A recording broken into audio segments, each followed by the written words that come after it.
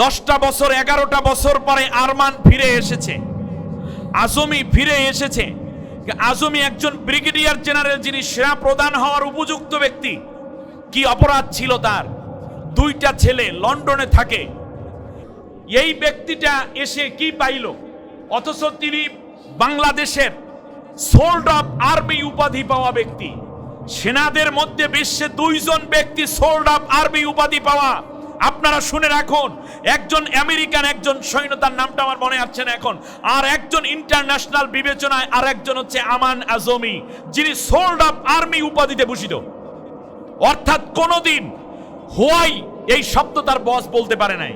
Why did you do it, why not ইত্যাদি, এই why, hot, হুইস, এই সমস্ত কোশ্চেন তার ক্ষেত্রে প্রযোজ্য ছিল না। এত ডিসিপ্লিন ছিলেন তিনি, এত ডিসিপ্লিন ছিলেন তিনি, এত বেশি নিয়মতান্ত্রিকতা এবং সেনাদের বিষয়ে তিনি এত সচেতন ছিলেন। তাকে কিডন্যাপ করা হলো, তার মা মারা গেল, সন্তানটা দেখতেও পারল না। অবশেষে তার বাবার জানাজা অধ্যাপক গোলাম আজম সাহেবের জানাজার ইমামতি তিনিই করেছিলেন। তারপর তিনি কিডন্যাপ। বলুন তো দেখি কি দোষ?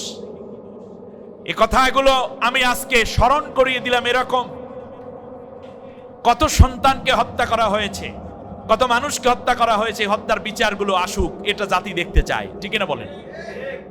এজন্য আল্লাহ তাআলা একটা ব্যবস্থা করে দিয়েছেন, লা ইউহিব্বুল্লাহুল জাহরা বিসসুই ইল্লা মান যুলিমা। রাইট, এই যে আলেম ওলামারা আছেন এখানে, আল্লাহ তাআলা নিজে বলছেন, তোমরা যে বিচারের নামে প্রহসন করবে এটা আমি পছন্দ করি না।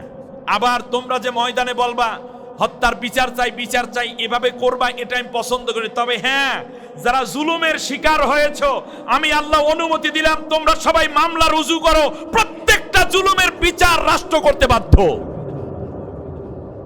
যারা মাজলুম হয়েছে তারা বিচার করবে। জমিন অন্যায়ভাবে দখল করে নিয়ে গেছে, টাকা পয়সা আত্মসাৎ করেছে, জুলুম করে মানুষের আমানত খেয়ানত করেছে, ব্যাংক ডাকাতি হয়েছে, চুরি হয়েছে, শেয়ার মার্কেট লুট হয়েছে। যারা ভিকটিম হয়েছেন প্রত্যেকে বিচার পাওয়ার জন্য অধিকার রাখেন, আল্লাহ নিজেই অধিকার দিয়ে রেখেছেন। অন্যায়ভাবে ফ্ল্যাট দখল করেছে, জমিন কিনেছি আমি, আমার জমিন আমাকে দেয় নাই, অন্য এখনো গাছপালা লাগাইয়া বিল্ডিং তৈরি করে ফেলেছে। আরে ব্যক্তিগত গল্প বলছি না রে ভাই, এটা আমার নিজের কথাই বলছি আমি। কথা বোঝেন নাই? আমি মাওলানা শায়েখ জামাল উদ্দিন, আপনাদের খতিব হুজুর, জমিন আমার নামে, দলিল আমার নামে, ভোগ করতেছে আর একজনে, কারণ উনি আওয়ামী লীগ করে।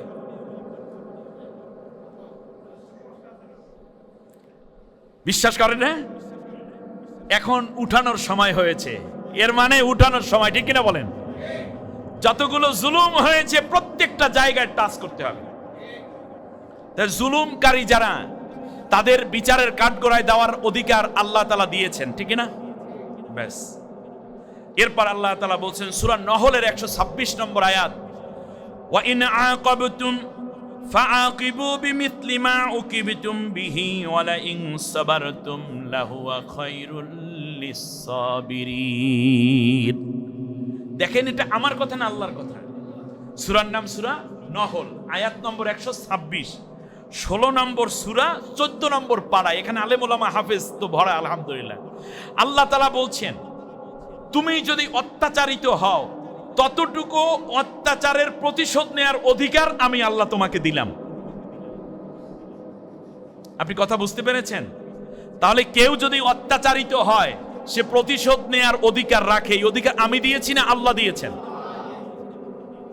ওয়ালা ইন সাবারতুম, এক্ষেত্রে আল্লাহ রাব্বুল আলামিন চমৎকার একটা নির্দেশনা দিলেন।